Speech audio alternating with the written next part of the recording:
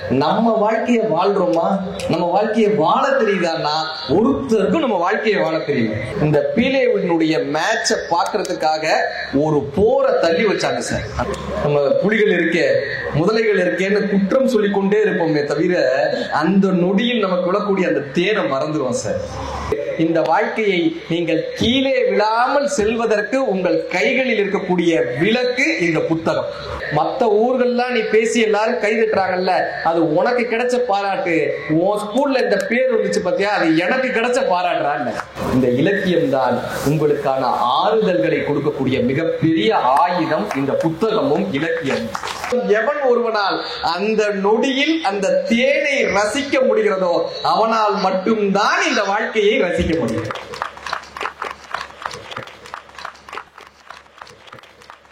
இந்த வாழ்தலுக்கும் இருத்தலுக்கும் என்னங்க வித்தியாசம்?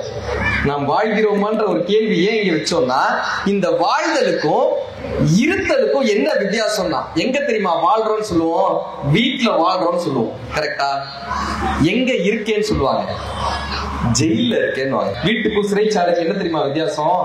சின்ன வித்தியாசம். தாழ்பால் உள்ள இருந்தா அது வீடு, தாழ்பால் வெளியே இருந்தா அது சிறைச்சாலை.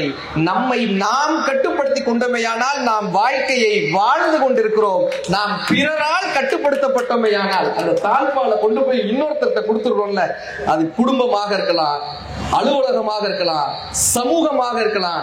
இந்த தாழ்பாலை கொண்டு போய் வேறு ஒருவர் கைகளில் கொடுத்து நீங்கள் கட்டுப்பட்டீர்கள் என்றால் நாம் இருந்து கொண்டிருக்கிறோம் அர்த்தம். நம்ம வாழ்றோமா இருக்கிறோமான்னு தெரியாமலே இந்த வாழ்க்கை நடந்து கொண்டே இருக்குது, அப்படியே கடந்து கொண்டே இருக்குது. அதனாலதான் கண்ணதாசன் ஐயா கேட்பாரு, நாடகங்கள் ஆடுமாறு நாயகங்கள் கட்டளை, வீடகத்தில் ஆடுகின்ற நாடகங்கள் எத்தனை, காதல் ஒன்று செய்யுமாறு கர்த்தனிட்ட கட்டளை, காதல் என்ற பேரில் ஊரில் கற்பனைகள் எத்தனை, அன்பு கொண்டு வாழுமாறு ஐயனிட்ட கட்டளை, அன்பு என்ற கத்தி கொண்டு ஆடறுப்போர் எத்தனை, சேவை செய்து வாழுமாறு தேவனிட்ட கட்டளை, சேவை என்ற பேரில் தங்கள் தேவை கொள்வோர் எத்தனை, மன்மதை கிறங்குமாறு மன்னனிட்ட கட்டளை, மன்மதை மகுடம் கொண்டு மாடியுள்வோர் எத்தனை, நல்லவர்கள் மேதைகள் இந்த நாடு கண்டது எத்தனை, சொல்ல வந்த நல்லவர்க்கு சோதனைகள் எத்தனை, கண்ணிழந்த பேர்களுக்கு கடவுள் இட்ட கட்டளை, கடல் போல் கிடந்த பின்பும் கண்ட லாபம் எத்தனை. இந்த உலகத்துல அவ்வளவு சந்தோஷம் இருக்குப்பா, கடல் மாதிரி சந்தோஷம் இருக்குப்பா. நீங்க எத்தனை சந்தோஷத்தைப்பா அனுபவிச்சீங்கன்னு கேட்டார். கடல் போல் கிடந்த பின்பும் கண்ட லாபம் எத்தனை. ஏதோ ஒரு வகையில நம்ம கட்டுப்படுத்திட்டே இருக்கோங்களா சார்? யாரோ ஒரு வட்டத்துல இருந்துட்டே இருக்கோங்க சார். பீலேன்னு ஒரு பெரிய ஃபுட்பால் பிளேயர் இருந்தார், கேள்விப்பட்டிருக்கோங்க. ஃபுட்பால் பீலே, அந்த ஃபுட்பாலினுடைய தி காட் ஆஃப் கிரிக்கெட்னு சொல்ற மாதிரி காட் ஆஃப் ஃபுட்பால்னு சொல்லுவாங்க அந்த பீலே. அவர் எப்படி தெரியுமா மேட்சுக்கு போனாரா, இந்த 13வது ஆளா எல்லாருக்கும் ஷூலேஸ் கட்டி விடுவாங்க. இந்த பீலே என்ன பண்ணுவாரா, அந்த ஷூலேஸ கட்டும் போது கூட சந்தோஷமா சிரிச்சு அந்த உற்சாகத்தோட போய் ஷூலேஸ் கட்டுவார். ஒரு மேட்ச் அந்த டீம் வந்து ஜெயிக்கணும்ன்றது கிடையாது. இந்த சீரீஸ்ல சொல்லுவாங்கல்ல, ஜெயிக்கணும்னு கிடையாது, தோத்தாலும் ஓகே ஜெயிச்சாலும் ஓகே. அதுல வந்து 13வது ஆளா இருக்கக்கூடிய பீலேவை இறக்கி விடுறாங்க. ஒரு பிளேயரால விளையாட முடியல, நீ போய் விளையாடு பண்றாங்க. அந்த ஒரு மேட்ச்ல சார் பீலே என்ன தெரியுமா பண்றாரு, அந்த பாலை வச்சு உற்சாகமா ஷோ காட்டுறாரு. அப்படி காலை வச்சு அப்படி சுழட்டி விடுறாரு, தலையில சுழட்டுறாரு. எதிரி டீம் இவருடைய அந்த வேடிக்கைகளை பார்த்து சந்தோஷப்படுறாங்க. இந்த பீலே தானே விளையாடணும்னு எதிரி டீம்ல இருந்து கேட்கிறாங்க. இந்த பீலேவினுடைய மேட்சை பாக்குறதுக்காக ஒரு போரை தள்ளி வச்சாங்க சார். அந்த பீலே சொன்ன வார்த்தை என்ன தெரியுமா? பீலே சொன்ன வார்த்தை, அனுபவத்தால் சாதிக்க முடியாததை, அனுபவத்தால் சாதிக்க முடியாததை உற்சாகத்தால் சாதிக்க முடியும் சார். சூப்பர் டீலக்ஸ் படம் பாத்தீங்களா? அதுல விஜய் சேதுபதி சார் வாய்ஸ்ல ஒரு ட்ரெய்லர் வரும். ஒருத்தனை புலி துரத்துச்சு, ஒருத்தனை புலி துரத்துது, ஓடுறான். புலி துரத்துதுன்னு வேகமா ஓடுறான். போனா முன்னாடி ஒரு கிணறு இருந்துச்சு, கிணத்துல குதிச்சிட்டான். புலிட்டேன்னு தப்பிக்கணுன்றதுக்காக கிணத்துல குதிச்சிட்டான். கிணத்துல முதலையா இருக்கு. புலிட்டேன்னு தப்பிச்சு எங்க வந்து மாட்டிருக்கான் பாருங்க, கிணத்துல 4 முளைஞ்ச ஆண் வாயை திறந்துட்டு நிக்குது கிணத்துல முதலை. இப்ப இந்த முதலையிட்ட இருந்து நம்ம தப்பிக்கணுமேப்பான்னு என்னடா பண்ணான்னா, அங்க ஒரு மரக்கிளை நீட்டிட்டு இருந்துச்சு. டக்குன்னு அந்த மரக்கிளைய பிடிச்சு மேல ஏறி தாவினான். அங்க பார்த்து ஒரு நாகப்பாம்பு மரக்கிளையில சுத்தி நாகப்பாம்பு இப்படி எதிர்த்து நிக்குது. மேல கிணத்துக்கு மேல ஒரு புலி இவனுக்காக காத்துக்கிட்டு இருக்கு. தண்ணிக்குள்ள முதலை காத்துக்கிட்டு இருக்கு. தப்பிச்சிடலான்னு ஒரு கம்பை பிடிச்சா பாருங்க, அங்க பாம்பு காத்துக்கிட்டு இருக்கு. மேல போனா புலி சாப்பிடும், கீழே வந்தா முதலை சாப்பிடும், கொஞ்ச நேரம் இருந்தா பாம்பு குத்தி அங்கேயும் சாக வேண்டியதா. என்னடா பண்ணலான்னு மேல பார்த்தான்ல, அங்க ஒரு மரம் இருந்துச்சு. அந்த மரத்துல தேனடை இருந்து, தேனி கூடி கட்டு தேனடை இருந்து, அந்த தேன்ல இருந்து ஒரு சொட்டு தேன் கீழே விழுந்துச்சுங்க. நம்மால அந்த தேனை ரசிச்சு சாப்பிட்டுட்டு இந்த உலகம் எவ்வளவு இன்பமானது, இந்த தேன் எவ்வளவு சுவையானதுன்னு நாங்க. எத்தனை புலிகள் துரத்தினாலும், எத்தனை முதலைகள் இருந்தாலும், எத்தனை நாகப்பாம்புகள் நம்மை சூழ்ந்தாலும், எவன் ஒருவனால் அந்த நொடியில் அந்த தேனை ரசிக்க முடிகிறதோ அவனால் மட்டும்தான் இந்த வாழ்க்கையை ரசிக்க முடியும், இந்த வாழ்க்கையை சுவைக்க முடியும். நம்ம புலிகள் இருக்க, முதலைகள் இருக்கேன்னு குற்றம் சொல்லிக்கொண்டே இருப்போமே தவிர அந்த நொடியில் நமக்கு விழக்கூடிய அந்த தேனை மறந்துடுவோம் சார். வெயிலுக்கேற்ற நிழல் உண்டு, வீசும் தென்றல் காற்றுண்டு, கையில் கம்பல் கவி உண்டு, கலசம் நிறைய அமுதுண்டு, தெய்வ கீதம் நிறைய உண்டு, தெரிந்து பாட நீயும் உண்டு, வாழும் இந்த வையகத்தில் சொர்க்கம் வேறு உண்டோன்னு கண்ணதாசன் ஐயா கேட்பார். இந்த மாதிரி பேசி சிரித்து வாழக்கூடிய இந்த உலகில வேற ஏதாவது சொர்க்கம் இருந்துட முடியுமாயான்னு இந்த புத்தகம் என்ன தெரியுமா பண்ணுது? சோகமா இருக்கோம்ல, போராடுறோம்ல, இந்த உலகத்தில் இருந்து உங்களை கடத்தி, நல்லா கேட்டுக்கங்க, இந்த உலகத்தில இருந்து தற்கொலை பண்ணிக்கணும்னு ஏன் முடிவு பண்றோம்? இதை வேணாண்டான்னு போறதான முடிவு பண்றோம். அப்படி நீங்க முடிவு பண்ணீங்கன்னா கையில ஒரு புத்தகத்தை எடுத்துக்க. இந்த புத்தகம் என்ன பண்ணும்னா உங்களை இந்த உலகத்தில் இருந்து கடத்தி வேறு உலகத்திற்கு அழைத்துச்சு. தமிழர்கள் அறிவு சார்ந்து வாழ்ந்தார்கள் என்று கற்றுக் கொடுக்கக்கூடிய கோட்டமாக வேல் கோட்டம் இருந்தது. அருணகிரிநாதருடைய ஒரு பாட்டே வரும், வேல்மாறல். அந்த பாட்டு நீ கூகுள் அடிச்சு பாருங்க, வேல்மாறல் ஒரு பாட்டு. திருத்தணியில் உதித்தருளும் ஒருத்தன் மலை விருத்தன் என துளத்தில் உரை கருத்தமையில் நடத்த குகவேலே பருத்த முளை சிறுத்த இடை கருத்த குழல் வெளுத்த நகை சிவத்த இதழ் மரச்சிறுமி விழிக்கு நிகராகும் படைக்கமுக படக்கரட மதத்தவள கசக்கடவுள் பதத்தினை களத்த முளை தெரிக்க வரமாகும் பழுத்தமுது தமிழ் பலகை இருக்கும் ஒரு கவிப்புலவன் இசைக்குறியை வயக்குகையை இடித்து வழிகாணும் சுரர்க்கும் முனி வர்க்கும் மகு வதிக்கும் விதி தடக்கம் வர தடக்கம் கூறும் இடுக்கன் வினைசாரம் சுடற்பகுதி ஒளிப்ப நில ஒழுக்குமதி ஒளிப்பாலை அடக்கந்தளர் ஒளிப்ப ஒளி ஒளிப்பிரபை வீசும் துதிக்கும் அடியாருக்கு கெடுதல் ஒருவரிடம் நினைக்கின் அவர் குலத்தை முதல் அறக்கலையும் எனக்கோர் துணையாகும் சுரக்கரிய திருப்புகளை உரைத்தவரை அடுத்த பகை அறத்தெறிய உருக்கியலும் அறத்தை நிலை காணும் தருக்கி நமன் முறுக்கி வரும் எருக்குமதி தரிக்கு முடி படைத்த விரல் படைத்த இறைவனருக்கு நிகழாகும் களத்தில் உள்ள கணபதிகள் கலிப்பில் உள்ள மலக்கமல கரத்து முனை விதிர்க்க வளைவு காணும் தனித்து வழி நடக்க எனக்கு இடத்தும் ஒரு வளர்த்தும் இரு புறத்தும் அருகி எடுத்து இரவு பகல் துணையாகும் சலித்து வளர் அரக்கருடன் கொளுத்து வளர் பெருத்தத்துடைய சிகத்துடைய சிகையில் விருப்பமோடு சூடும் திரைகடலை உடைத்து நிறைவுணர் கடிந்து குடித்து உடையும் உடைப்படைத்து உதிரம் நிறைந்து விளையாடும் சினத்த உணர் எதிர்த்த ரணகலத்தில் சிரித்து எயிறு கடித்து விழி விழித்து அலரம் மோதும் திருத்தணியில் உதித்தருளும் உருத்தன் மலை விருத்தன் என துளத்தில் உரை கருத்தமையில் நடத்து குகவேல் என அருணகிரிநாதர் எழுதினார். வேல்மாறல் பேரு ஏன் பாருனா இந்த வாழ்க்கைய உணர்ச்சி கொண்டு வாழும் போது வாழ்க்கையில பிரச்சனை வரும் சார். அறிவு கொண்டு வாழும் போது வாழ்க்கையில் இருக்கக்கூடிய பிரச்சனைகளை தவிர்க்கலாம். இந்த உணர்ச்சியும் அறிவும் இர்ரிவர்சல் ப்ரொபோர்ஷனல்ன்றாங்க. உணர்ச்சி மேலோங்குச்சுன்னா அறிவு கீழே இறங்கிரும். இதை நல்லா புரிஞ்சுக்கங்க.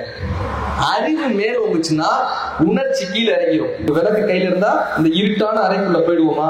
இந்த விளக்கு என்ன பண்ணுது? வெளிச்சத்தை தருது. இந்த வெளிச்சம் வந்த உடனே என்ன ஆகுது? இங்க சேர் இருக்கு, இங்க டேபிள் இருக்கு, இங்க ஸ்டாண்ட் இருக்கு. இந்த அறையில பேயும் இல்ல பிசாசும் இல்லன்றது நமக்கு தெரியுதா? ஒரு வெளிச்சம் வந்துட்டா அந்த அறைக்குள்ள என்ன இருக்குன்னு தெரியுதா? அறையை கடந்து போக முடியுதா? இந்த வாழ்க்கை என்பதுதான் அந்த இருண்ட அறை. இந்த கையில் இருக்கக்கூடிய விளக்கு தான் நம் கையில் இருக்கக்கூடிய புத்தகம். இந்த புத்தகத்தினால் உங்களுக்கு ஒரு வெளிச்சம் தோன்றிவிட்டால் உங்கள் அறிவிற்கு இந்த வாழ்க்கையில் என்னென்ன இருக்கிறது என்பது எல்லாம் புலப்படுகிறது. இந்த வாழ்க்கையை நீங்கள் கீழே விழாமல் செல்வதற்கு உங்கள் கைகளில் இருக்கக்கூடிய விளக்கு இந்த புத்தகம். ஒரு புத்தகம் கையில் அடிச்சுன்னா நீங்க இந்த வாழ்க்கைன்ற இருண்ட இடத்தை கடந்துடலாம். நாமுத்துக்குமார் சொல்வாரு, இந்த அப்பாவின் முகங்கள் எத்தனை அற்புதமானது. இரவில் தின்பண்டங்கள் வாங்கி கொண்டு வந்து அன்போடு குழந்தைக்கு ஊட்டுகின்ற அப்பாவின் முகங்கள். சொந்தக்காரர்கள் திருமணத்தில் சீட்டாடி கொண்டிருக்கும் போது நாம் பக்கத்தில் சென்றால் கடுமையை காட்டக்கூடிய அப்பாவின் முகங்கள். மாச கடைசியில் பள்ளி சுற்றுலாவிற்கு காசு கேட்டால் பதறக்கூடிய அப்பாவின் முகங்கள். அழுகின்ற அம்மாவின் முகங்களை போல் அத்தனை எளிதாக கிடைத்து விடுவதில்லை அழுகின்ற அப்பாவின் முகங்கள் என்கின்ற இந்த அப்பாவினுடைய மேன்மை எப்ப தெரியும்? அவரை இழந்ததுக்கு அப்புறம் தான் நாம தான் இந்த இழந்த அந்த தருணம் இருக்குல்ல. எங்க அப்பா ஒரு 10 நாளைக்கு முன்னாடி இறந்து போனாங்க. என்னுடைய பள்ளியில நான் படிச்ச பள்ளிக்கு நான் சீஃப் கெஸ்டா போயிருந்தேன். படிச்ச பள்ளிக்கு நான் சீஃப் கெஸ்டா போயிருந்தேன். எங்க அப்பா பெருசா நான் எந்த மேடைக்கு போய் பேச போனாலும் அதை பத்தி எல்லாம் பெருசா கண்டுக்க மாட்டாங்க. எப்பயுமே நடக்கிற ஒரு சாதாரண இயல்பு தான் இருப்பாங்க. ஆனா நான் படிச்ச பள்ளிக்கு நான் சீஃப் கெஸ்டா போனப்ப அந்த பத்திரிகை வந்திருக்கும்ல, அதை எடுத்து எங்க அப்பா இறப்பதற்கு 10 நாளைக்கு முன்னாடி அவருடைய தலகாணியில் வச்சிருந்தார். இன்னைக்கும் அவருடைய உடல்லாம் எடுக்கும்போது அந்த தலகாணி கீழே அந்த பத்திரிகை இருந்துச்சு. அப்ப எங்க அப்பா கிட்ட நான் கேட்டேன் அந்த 25 நாளைக்கு முன்னாடி, ஏப்பா நான் எத்தனையோ நிகழ்வுக்கு போறேன், வந்து என்ன நம்ம லண்டன்லாம் போய் பேசியிருக்கோம், சிங்கப்பூர் போய் பேசியிருக்கோம், ஒவ்வொரு வெளிநாடுகளுக்கும் போய் பேசுறோம், அப்பெல்லாம் நீ இந்த மாதிரி ரியாக்ட் பண்ணதே இல்லையப்பா. ஏதோ ஸ்கூல்ல நான் படிச்ச ஸ்கூல்ல இந்த பத்திரிகை கொண்டு வந்தாலும் உனக்கு ஏன்பா அவ்வளவு சந்தோஷம்? எங்க அப்பா சொன்னாரு, இந்த ஸ்கூல்ல இடம் வாங்குறதுக்கு நான் எவ்வளவு கஷ்டப்பட்டேன் தெரியுமாடா. 6வதுல உன்னை கொண்டு போய் சேர்க்கறதுக்கு ஹெட் மாஸ்டர் வீட்டு வாசல்லையே காலையிலே நிற்பேன். அவர் வந்த உடனே என் முகத்தை பார்க்கணுன்றதுக்காக காலையிலே நிற்பேன். அந்த அப்ளிகேஷன் ஃபார்மை கொண்டு போய் ஸ்கூல் வாசல்லையே காத்திருந்தேன். அதுக்கு ஃபீஸ் கட்ட அவ்வளவு கஷ்டப்பட்டேன். மத்த ஊர்கள்லாம் நீ பேசி எல்லாரும் கை தட்டுறாங்கல்ல, அது உனக்கு கிடைச்ச பாராட்டு. உன் ஸ்கூல்ல இந்த பேர் வந்துச்சு பாத்தியா, அது எனக்கு கிடைச்ச பாராட்டுறான்னு. தெய்வங்கள் எல்லாம் தோற்றே போகும் தந்தையின் அன்பின் முன்னே, தாலாட்டு பாடும் தாயின் அன்பும் தந்தையின் அன்பின் பின்னேன்னு எழுதியிருந்தார். இறக்கும் போது மட்டும்தான் இந்த உறவுகளினுடைய மேன்மை நமக்கு புரிகிறது. எவன் ஒருவன் வாடும் போதே அந்த உறவை புரிந்து கொள்கிறானோ. இந்த வழி நமக்கு மட்டும் இல்லங்க, பட்டினத்தாருங்கிற சித்தருக்கு இருந்துச்சு. பட்டினத்தார் அவங்க அம்மாவுக்கு போய் இதே நிலை நமக்கு இல்ல, காலங்காலமா நடக்குது. பட்டினத்தார் போய் அவங்க அம்மாவுக்கு போய் கொண்டு வைக்க போறாங்க. எழுதுறாரு, 2 திங்களாக அங்கமெல்லாம் ஒன்று கொண்டு பையனாக கிடந்த போதே 12 செய்ய கையில் ஏந்தி கனகமுனை தந்தாலை எப்பிறப்பில் காண்பேனி. எந்த பிறப்புல இனிமே நம்ம போய் பார்க்க போறோம்? அண்ணனோட சண்டை இருக்குங்க, அக்காவோட சண்டை இருக்குங்க, வீட்டுல பிரச்சனை இருக்குங்க, மனைவியோட சண்டை இருக்குங்க, அப்பா அம்மாவோட சண்டை இருக்குங்க. இனி இன்னொரு பிறவி எங்க அப்பாவுக்கு பையனா நம்ம பிறக்க போறோமா, இல்ல நமக்கு அப்பா அவர் பிறக்க போறாரா, இந்த அண்ணனுக்கு தம்பியா நம்ம பிறக்க போறோமா? 2 திங்களாக அங்கமெல்லாம் ஒன்று விட்டு பையனாக கடந்த போதே பரிந்தெடுத்து செய்ய கையில் என்னை ஏந்தி கடகமுறை தந்தாலை எப்பிறப்பில் காண்பேனி. முந்தி தவம் கடந்து 300 நாளளவும் அந்தி பகலென சிவனை ஆதரித்து தொந்தி செய்ய பெற்ற தாயார் நமக்கோ எரிய தீ மூட்டுவேன். வட்டிலும் தொட்டிலும் மார்மேலும் தோன்மேலும் கட்டிலும் வைத்தென்னை காதலித்து முட்ட சிறகலிட்டு காப்பாற்றிய தாய்க்கோ விறகலிட்டு தீ மூட்டுவேன். நொந்து சுமந்து பெற்று நோவாமல் ஏந்து முனைதந்து வளர்த்தெடுத்து தாளாமே. அந்தி பகல் என்னை ஆதரித்து கையில் கொண்ட தாய்க்கோ மெய்யிலே தீ மூட்டுவேன். கேட்கிறாருங்க பட்டினத்தாரு. அன்னை இட்டத்தை அடிவயிற்றிலே, முன்னை இட்டத்தை முப்புறத்திலே, நானும் இட்டத்தை மூழ்கவே அரிசியோ இடுவேன் ஆத்தாளின் வாய்க்கு, அரிசியோ இடுவேன் ஆத்தாளின் வாய்க்கு, வரிசையிட்டு பார்த்து மகிழாமல் ஊசையுள்ள தேனே அமிர்தமே செல்வ திரவியம்பும் மானே என்று அழைத்த வாய்க்கு. மகனே, மானேன்னு அழைத்த வாய்க்கு அரிசி போட சொல்றீங்க? கேட்கிற சார், ஆத்தாளின் தலைக்கு கொள்ளிதனை வைப்பேனோ, பூசாமல் மெல்ல முகம் வைத்து முத்தாடி மகனே என்று அழைத்த வாய்க்கு. அந்த உணர்வுகளை ஒரு கவிஞனால மட்டும்தான் இப்படி கடத்த முடியும்.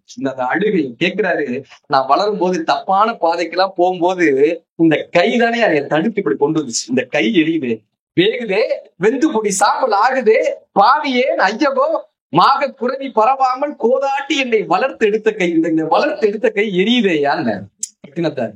அப்புறம் சிவன்கிட்ட கேட்கிற, வெந்தாலோ சோனகிரி வித்தகா உன் பாதம் வந்தாலோ, என்னை மறந்தாலோ சந்ததமும் உன்னை நினைத்து வரம் கிடந்து என்னை ஈன்றெடுத்த தாய். எல்லாரும் அழ ஆரம்பிச்சிடறாங்க. இவர் பாடின உடனே எல்லாரும் அழ ஆரம்பிக்கிறாங்க. திரும்ப துறவியாகி சொல்றாரு இந்த வாழ்க்கைய, வீற்றிருந்தாள் உட்கார்ந்துருந்தான், வீற்றிருந்தாள், நேற்று வீதியில் இருந்தாள், நேற்று இருந்தாள், இன்று வென்று நீரானாள், ஏதென்று இரவாமல் பால் தெளிக்க வாருங்கள் எல்லாம் சிவமயமேது பட்டினத்தார். எதுக்குப்பா இந்த இலக்கியம் படிக்கிறான்னா, இந்த இலக்கியம் தான் உங்களுக்கான ஆறுதல்களை கொடுக்கக்கூடிய மிகப்பெரிய ஆயுதம். இந்த புத்தகமும் இலக்கியம். இந்த பட்டினத்தாரை படித்தவர்கள் இந்த வாழ்க்கையை கத்துக்குவோமா?